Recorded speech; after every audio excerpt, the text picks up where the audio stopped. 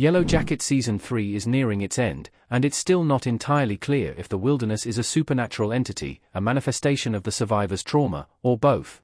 Whatever it is, the wilderness doesn't want the teens in the 90s timeline to return to civilization, and it's looking for a way to keep them there again. Yellowjackets Season 3, Episode 8 sees the teens preparing to hike to rescue with Hannah and Kodiak. However, the ending of A Normal, Boring Life throws a wrench in that plan. Akila's vision and Natalie's return to the plane suggest the wilderness is to blame. The meaning behind Akila's vision of the dead livestock in Episode 8 feels pretty straightforward. They'll lose their source of food and welcome death by rejecting the wilderness. However, Natalie's trip back to the plane is a bit more ambiguous. When she returns to the crash site to bid farewell to Coach Ben, she hears something she interprets as being the supernatural entity the girls have been worshipping in the woods. She speaks to it but receives no answer, and it may leave viewers wondering if the wilderness is really there, and why it's so insistent that the teens stay. The wilderness feeds off the Yellowjackets' darkness, which is stronger in the woods. They can't embrace their rage as much back at home. The end of Yellowjackets Season 3, Episode 8 presents a major obstacle for the girls hoping to be rescued, and it's not the first time they've been kept from society despite their best efforts to get home. They might just be unlucky, but it certainly seems like something is keeping them stranded in the woods intentionally. There's no other explanation for why they haven't been found yet, and Laura Lee's death and Van's near-fatal encounter with wolves both support the idea. Now, it seems the wilderness is acting through Lottie, Shauna, and Ty to get what it wants. Of course, with the wilderness acting through nature and the girls, it's not so simple to get a grasp on why it wants them there. But it's likely because the wilderness, whatever it is feeding off the survivors' darkness. It continues to do so back home, but that darkness can't reach the same heights once the girls are integrated back into society.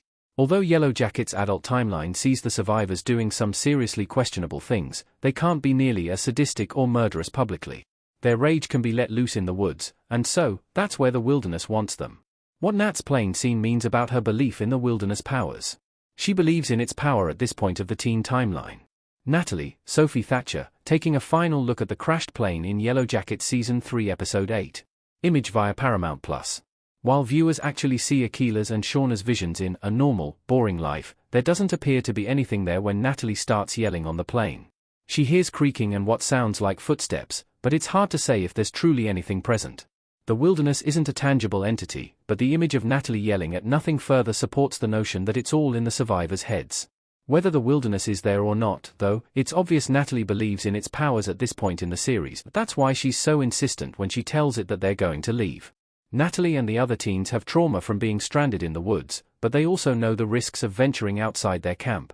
That's why they seemingly gave up on rescue for most of Yellowjackets Season 3, even with better weather and circumstances making another attempt to escape possible. Believing in the wilderness makes Natalie nervous that it will act out if they try again. And to be fair, she's onto something. We know the girls aren't going to go home just yet. We already know that the wilderness gets its way, at least for a while. The Yellowjackets will spend one more winter in the woods. Yellowjackets Antler Queen in the woods and the snow.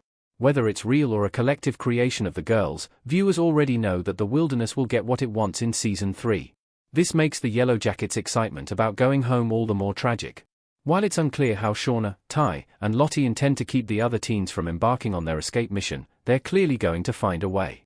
Perhaps this will be how Kodiak meets his end and Hannah winds up captive in the camp. Whatever unfolds, Yellowjackets Season 1's opening tells us that the girls will spend another winter in the woods. As the teen timeline appears to be nearing or in the midst of fall by the end of Season 3, that means it's too early for the remaining survivors to go home. There are also too many of them. Even though Yellowjackets Season 3 introduces an 8th survivor in its latest episode, the show can't keep dropping twists like that one. Needless to say, Yellowjackets fans can look forward to another failed attempt to escape and another desperate winter, and that's exactly what the wilderness is hoping for.